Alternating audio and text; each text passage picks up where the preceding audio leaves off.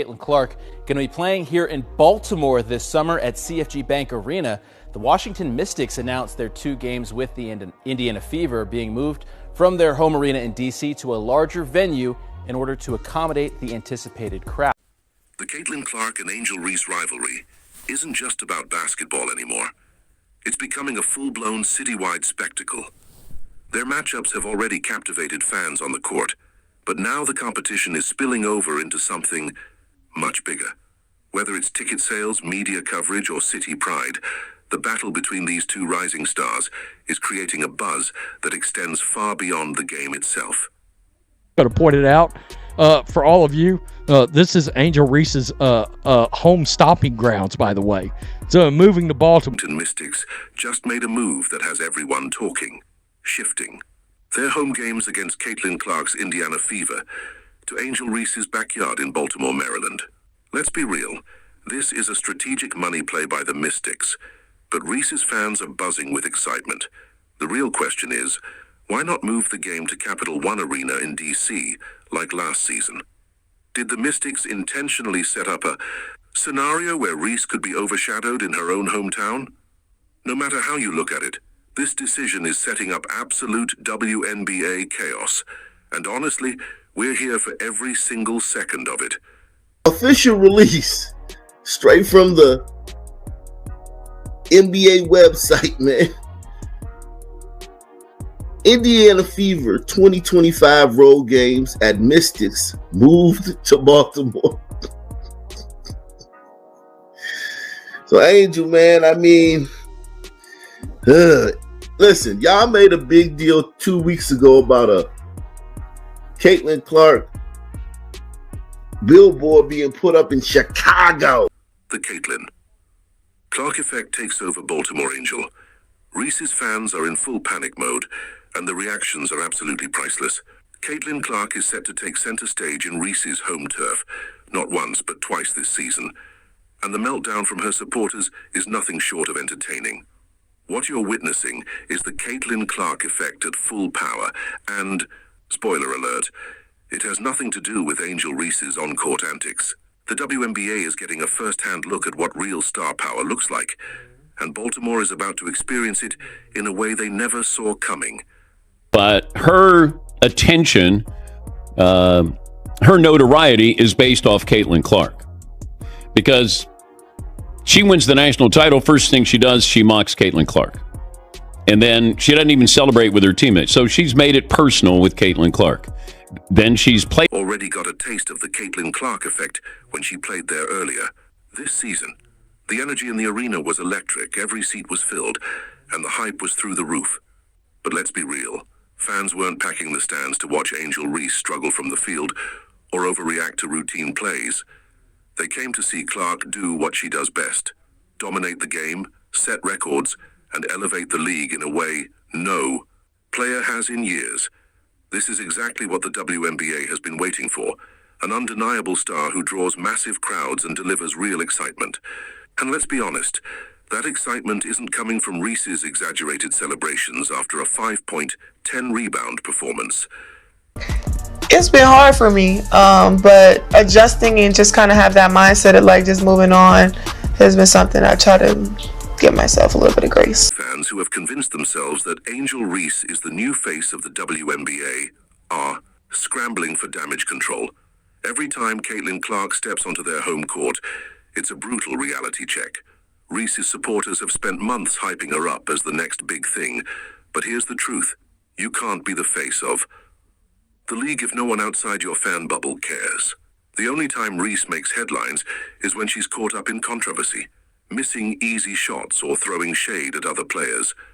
Meanwhile, Clark is doing what true superstars do, breaking records, selling out arenas, and bringing an entirely new audience to the sport. A very thin line between hate and facts. And what I believe to be the case is that there was incremental growth in the WNBA comparatively to the exponential growth we are seeing now. What I'm about to tell y'all I haven't heard before, so I doubt you have either. Before the 2023 season, the WNBA had grown by 40% viewership from 2022 to 2023. But with Caitlin Clark's arrival, it's grown by 400% viewership. What that means... Even Reese's biggest supporters have to admit what the rest of us have known all along. The WNBA is thriving because of Caitlin Clark. Before Clark entered the league, attendance was inconsistent, TV ratings were low, and national interest was fading. Now arenas are packed, broadcasts are setting records, and every team wants a piece of the Caitlin Clark experience.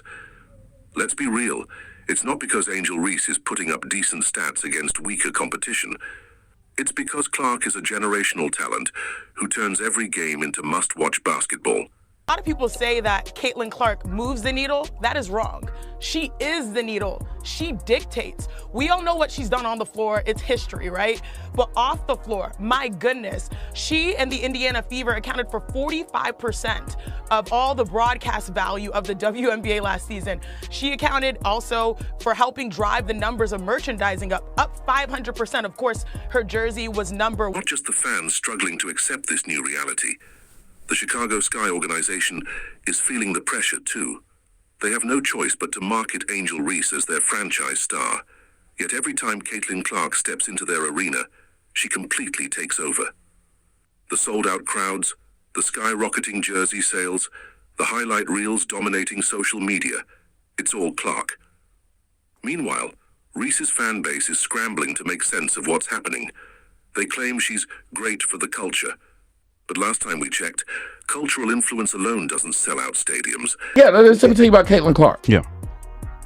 Caitlin Clark has brought so many eyes to women's basketball that it's amazing. A dude named Acho, I forgot his first name, is something Acho. Emmanuel Acho.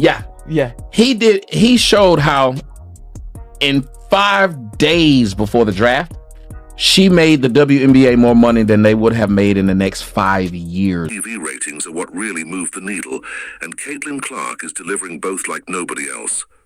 WNBA teams are catching on fast. Seeing what Clark has done for Indiana, they're all eager to get in on the action.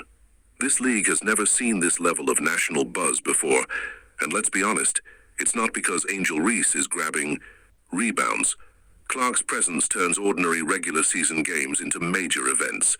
She's converting casual observers into die-hard fans, while Reese's supporters are left watching as their favorite plays second fiddle to the biggest star in the sport.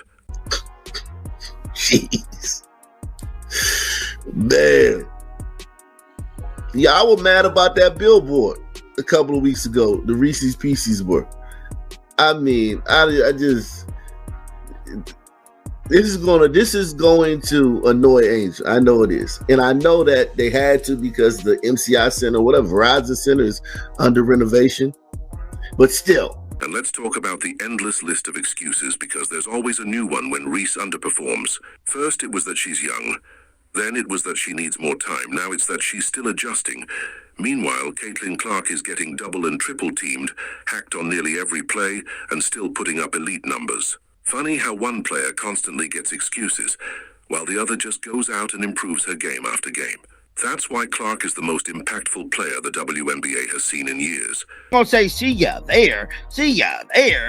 Now, the Indiana Fever stated, venue change. Our regular season game on May the 28th, on September 7th at the Washington Mystics are moving to CFG Arena in Baltimore, bruh.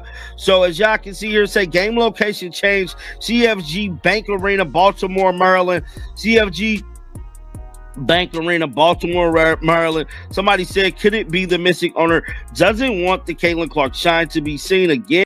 Is absolutely scrambling, and it's honestly hilarious. They're shouting, why isn't Angel getting the same star treatment?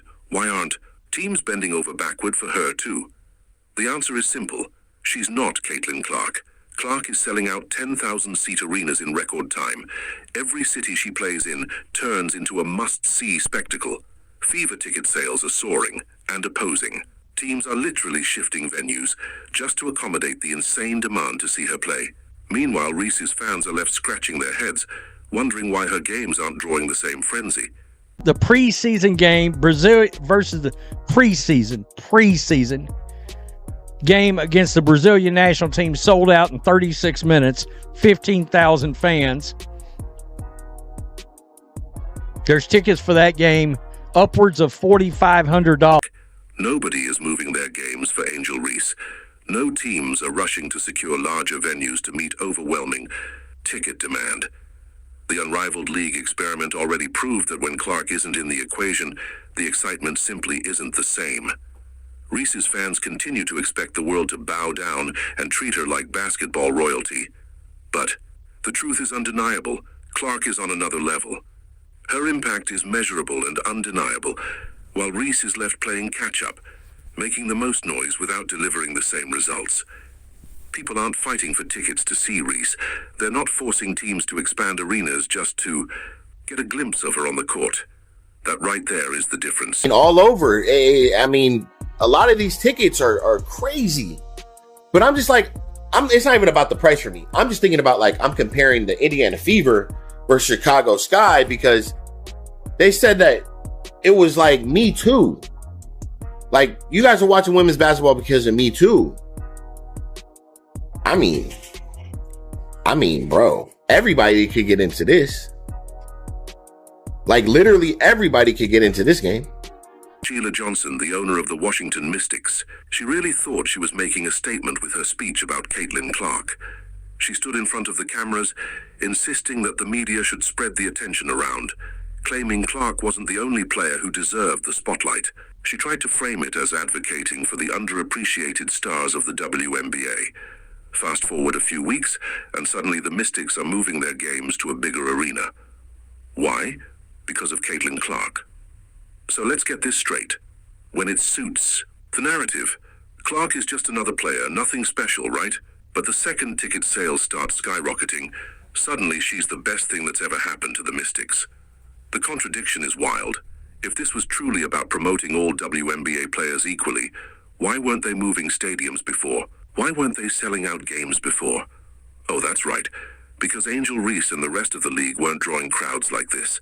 Angel Reese may be playing in the league, but who wants to see a goofy 6'6" woman miss layups? Not I. One moment you're preaching about how the media should give other players more shine, and the next, you're counting up Caitlin Clark ticket sales like you just hit the jackpot. The hypocrisy is deafening. If the WNBA earned $1 every time someone downplayed Clark while secretly cashing in on her success, they'd be rolling in NBA-level profits by now. It's the same routine over and over. Dismiss her, act like she's overhyped, but then turn around and ride the wave of sold-out games and record-breaking viewership. Now, the same people who rolled their eyes at her impact are suddenly shifting their entire marketing strategy to capitalize on the Caitlin Clark effect. The Washington Mystics owner Sheila Johnson goes on CNN and says that the entire WNBA should have been put on the cover of Time magazine. It is hard to get away from this conversation because it just keeps making national news. And to be frank, I've never seen a story in the WNBA get as much widespread coverage as this is getting. I honestly can't wait until the season's back in so we can get more about basketball talk. But back to this. So last night we read Time magazine where Caitlin Clark was named Athlete of the Year. Why couldn't they have put the whole WNBA on that cover and said, the WNBA is the league of the year because of all the talent that we have? Because when you just keep singling out one player, it creates hard feelings.